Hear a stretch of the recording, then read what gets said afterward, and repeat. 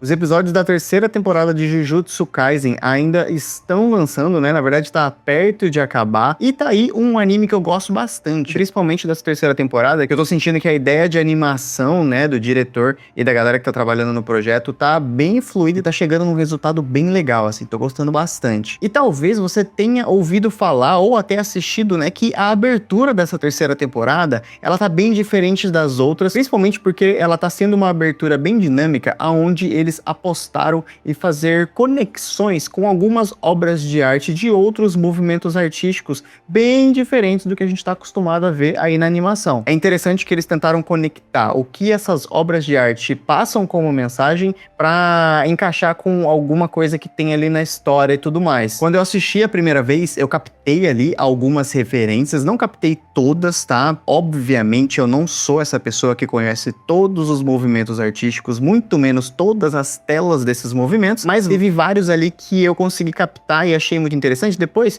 eu fui pesquisar para ver se todas aquelas telas de fato tinham algum tipo de relação com algum movimento artístico, e de fato tem. Então a ideia aqui vai ser eu pegar arte por arte que foi referenciada, né, falar um pouquinho sobre elas, qual é o contexto, qual o movimento que ela participou, e trazer um pouquinho de informação sobre esses movimentos, essas telas, esses artistas, que é uma coisa que eu gosto muito de falar. E para seguir uma linha de raciocínio, eu separei essas artes em ordem cronológica, né, quando as obras originais foram feitas, que eu acho que consegue fazer uma estrutura ali, uma linha de raciocínio mais fácil de eu explicar. Então bora lá começar a falar dessas peças. A primeira que eu vou falar é essa tela, onde a gente tem a personagem da Maki e a personagem da Mai, que são duas gêmeas, onde elas estão ali nenenzinhas dormindo. Eu gostei muito de começar com essa tela, porque ela é referência a uma tela de 1612, que faz parte ali do movimento barroco, que é o movimento artístico que eu mais gosto, né? Recentemente eu fiz um vídeo falando sobre a arte de Blasphemous, o quanto ela me encanta, principalmente por ela ser inspirado no barroco, e começar com essa tela é muito gratificante, tá? Essa tela, ela é uma referência à obra do Peter Paul Rubens, ali de 1612, né? Que, igual eu falei,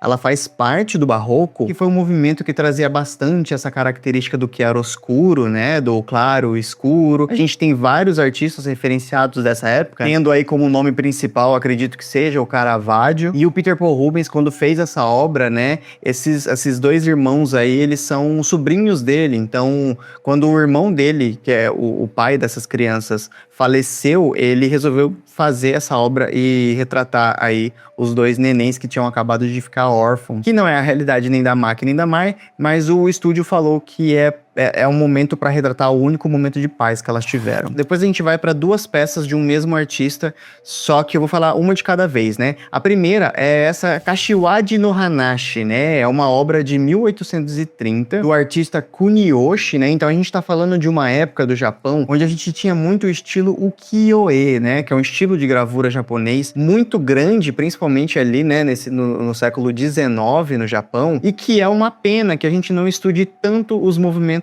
japoneses. Eu mesmo não conhecia os estilos japoneses, né, os movimentos artísticos que rolaram no Japão. Eu fui conhecer esses movimentos quando eu fui fazer tatuagens relacionadas às artes japonesas. Então, é nessa época que eu fui começar a ver, mas, por exemplo, em faculdade mesmo, eu nunca nem tinha visto esse movimento. E essa peça, ela é muito interessante, que a gente tem aqui a Maki atacando um tigre, que na obra original, que é essa daqui, né, que é a referência de um pai que tá indo matar um tigre que devorou a filha dele, né? Então, se a gente leva em referência a Maki naquele momento, é o momento que ela tá massacrando o clã inteiro, né, vingando a Mai. E a outra referência que a gente tem ao mesmo artista, essa segunda tela do Yuta atacando um espírito, né, com a espada. É uma referência a uma obra de 1849 que chama Morozumi Bungo no Kami Masaki, também do Kuniyoshi, né, igual eu falei. Esse também é uma referência muito direta à obra, né, a gente tem ali um pouquinho de diferença de perspectiva, mas a gente tem as mesmas coisas ali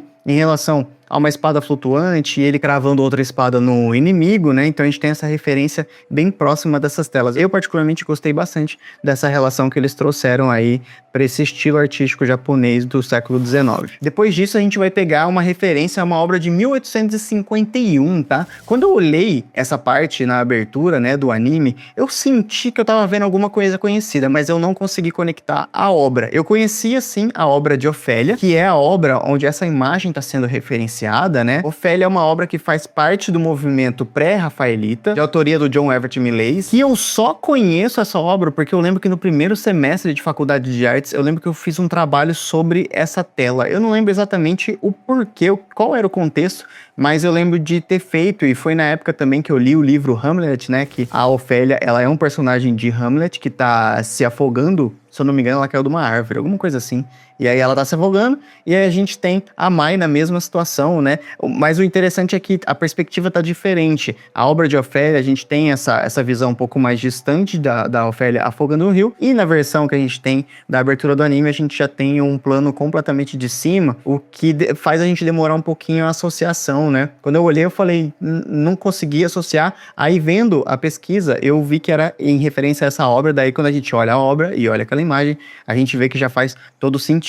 Então essa obra traz alguns símbolos, né, de tipo amor, inocência, através das plantas e também da tragédia, né, que é tipo, pô, ela caiu de uma árvore e morreu afogada, temos aí uma tragédia, e a Mai é a mesma coisa, né, que teve que tirar a própria vida para a irmã conseguir ficar mais forte. Agora a referência é uma obra de 1851 que chama Os Três Juízes. Essa obra é de autoria do Honoré Victorin Daumier. Porém, eu confesso que eu não achei referência nenhuma de que é de fato autoria desse artista, né? Eu encontrei um catálogo dele onde tem mais de 200 obras, eu olhei todas e eu não encontrei essa obra nesse catálogo dele, mas tudo que eu vi aqui, que eu fiz de pesquisa, parece que de fato é dele mesmo, tá? É uma referência bem legal porque a versão do anime, né, ela é uma versão que provavelmente a gente tá colocando 3 juízes mortos, na verdade 2 mortos e uma cadeira vazia, que provavelmente é a cadeira do Higuruma, que é um personagem que tem no anime relacionado a essa questão de julgamento e tudo mais. E a obra original, né, ela é de fato, são 3 juízes que a gente tem. É um movimento artístico que muito provavelmente faz parte do realismo, porque a gente tá falando de um artista que tá ali em 1860, na França, né, uma época onde o realismo tá muito presente, principalmente porque era um movimento que focava muito na realidade da sociedade, né, que é muito que a gente vê dessa obra, assim, então muito provavelmente a gente tá falando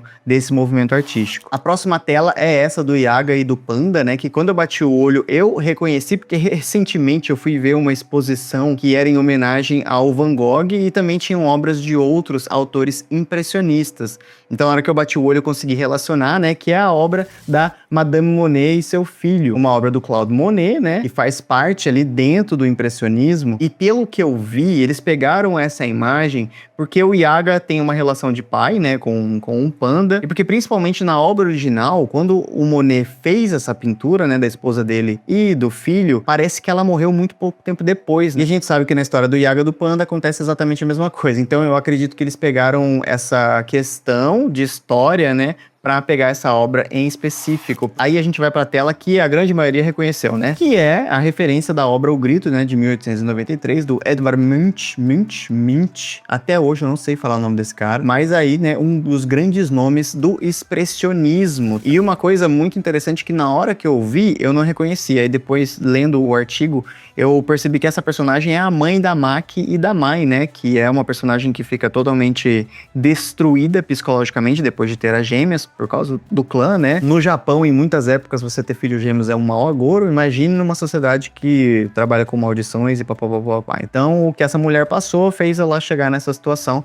e tá aí essa referência. Eu gostei muito porque, assim como eles fizeram na obra de Ofélia, a referência não tá exatamente igual à tela, né? O Grito, a gente tem esse distanciamento de um personagem muito maior, e quando a gente vai pra obra referenciada, feita, né, pro anime, ela já tá bem diferente. A gente tá falando de uma visão de cima para baixo e a personagem, né, a personagem muito mais próxima da tela, né? Então a gente tá vendo um mega close aonde os próprios olhos dela estão censurados, assim. Foi bem diferente, mas eu acho muito legal porque a referência tá bem firme. Você bate o olho e você sabe o que é. E uma outra tela que eu também peguei a referência na hora, e muita gente pegou, obviamente, né? A gente tá falando dessa tela onde a gente tem o Yuta e essa maldição de nível S, que eu não lembro o nome desse personagem, tá? Faz tempo que eu li o mangá e eu lembro que era com o K, mas eu confesso que eu não lembro. Mas é uma referência direta, né, à obra que a gente tem, O Beijo, né, do Gustav Klimt, uma obra de 1907 que faz parte ali dentro do Art Nouveau e do simbolismo também, né, uma obra muito bonita do Klimt, que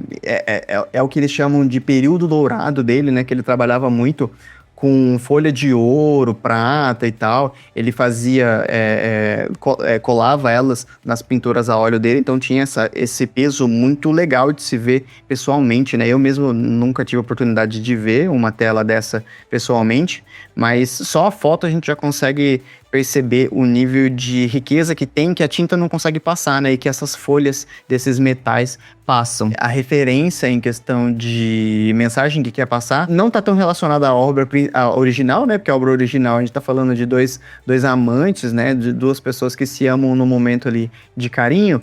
E a obra que a gente tem, o Yuta com essa maldição, pra quem leu e pra quem vai assistir, né, ou já assistiu, sabe que é um pouco diferente, um pouquinho mais nojenta, que não envolve beijo, mas de certa forma envolve boca. Agora a gente volta pro expressionismo pra falar de uma obra de 1910 que chama A Mãe Morta. Aqui tem uma obra que eu não conhecia e eu achei ela muito legal, né, porque essa versão aqui é a referência do anime. A gente tem o Yuji, né, o Itadori, no ventre da mãe dele, que é o Kenjaku, né, que mostra que tem a cicatriz ali do Kenjaku, e o próprio nome dessa tela já entrega, né, que é tipo mãe morta, ou seja, a personagem que a gente tá vendo ali gerando a criança é um personagem que está morto, não é mais a mãe do Itadori, né? A gente tá falando de outro personagem. A obra original, né, do Egon Schiele, ele retrata exatamente é como se fosse um autorretrato dele, né? Porque a mãe dele, acho que faleceu muito jovem, eu não sei se faleceu no parto, eu não sei qual a relação, mas ele não teve esse contato. Então ele fez essa obra para simbolizar esse não contato que ele teve com a mãe dele. E aí depois a gente pode ver que essa referência também funciona muito bem pro Itadori, né, pro Yuji, com a mãe dele. Inclusive a tela original, ela não é na horizontal, né? Ela é na vertical, e eles optaram por fazer ela deitada para a versão do anime porque seria muito mais fácil. Teve outras obras que são verticalizadas, né? Elas não são horizontalizadas, mas essa em específico eles optaram por deixar ela deitada, acho que para ter um pouquinho mais de tempo de tela, sabe? Achei que foi uma parada bem assertiva, assim. Aí a gente tem também essa outra tela que é de 1916, também faz parte do expressionismo, embora tenha algumas características de naturalismo, né? Que é da artista Kat Kovics, que foi uma artista que migrou muito ali pro naturalismo, pro realismo social, né? Mas que estava dentro do expressionismo. E o legal dela é que as peças dela sempre caminham para esse lugar de estilogravura e muito rascunho a lápis mesmo. Eu gostei bastante, não conhecia essa artista, dei uma olhada nas outras obras que ela tem e são todas muito interessantes, né? Então a gente também tem essa referência feita do anime colocado para a obra dela. E por último eu peguei esses dois momentos que são duas telas em referência, né, às obras de junção em Y, que é do Tadanori Yoko, um artista bem recente, né, que as telas que são referenciadas aqui nessa obra, elas são do ano 2000 para frente. Então a gente tá falando de obras bem recentes que vão se caracterizar aí dentro do pós-modernismo, né? Aqui, o simbolismo que a gente tem do anime é que muito provavelmente tem a relação com o jogo do abate, que as pessoas fazem uma escolha ali da direita e uma escolha da esquerda. Então ele tem sempre duas escolhas a serem feitas. E nas obras originais, né, do Yoko, ele gosta muito, cara. Porque, ó, aqui a gente tem uma tela onde ele faz essa junção em Y. Aí eu encontrei outra tela que é muito mais parecida do que a versão que foi ali pro anime. Também a gente tem Y. A gente tem mais um Y aqui que tem um gatinho um pouquinho diferente, mas a gente tá falando sempre de uma bifurcação. E eu também encontrei essa daqui, mas não foram as únicas. Cada uma dessas peças tem o nome dela, né, especificamente. Tanto que a primeira ela chama Encruzilhada. Mas todas essas artes, elas estão num aglomerado, né, um conjunto que chama Junção em Y. Foi um artista que, pelo que o pouco que eu pesquisei dele, também não conhecia, mas ele migrou bastante do estilo de arte dele, né? Nos anos 60 e 70 ele estava bem próximo da pop art, do psicodelismo, e aí depois ele foi caindo um pouquinho mais no surrealismo, e aí depois ele fez essa migração porque a gente tem aí de pós-modernismo mais gráfico, assim, por assim dizer, tá? Mas ele tem várias obras de vários movimentos, não estando nesses movimentos, né? Porque ele tem obras também de ukiyo-e, né? Que é um movimento artístico japonês que aconteceu ali no século XIX, mas ainda assim ele conseguiu trazer para tempos mais recentes. Bom, essas foram as referências, né, que a abertura de Jujutsu Kaisen daí da terceira temporada trouxe dentro aí dos movimentos artísticos que a gente tem dentro da arte, e eu acho que eu não deixei nenhuma passar não, tá? Eu acredito que eu peguei todas aqui, mas pode ser que eu tenha deixado passar. Então, se eu deixei alguma coisa passar, coloca aí nos comentários, me fala o que você achou. E eu tô pensando em fazer um vídeo falando sobre o quão a história da arte é importante pra gente que trabalha com animação animação, que também trabalha com design. É uma parada que dá pra falar bastante coisa sobre. Se você acha que isso vai ser legal, deixa aí no comentário que eu vou correr atrás de fazer um vídeo sobre, beleza? Deixa um like aí no vídeo pra eu saber se você gosta desse tipo de conteúdo. No mais, a gente se vê no próximo vídeo. Tchau, tchau!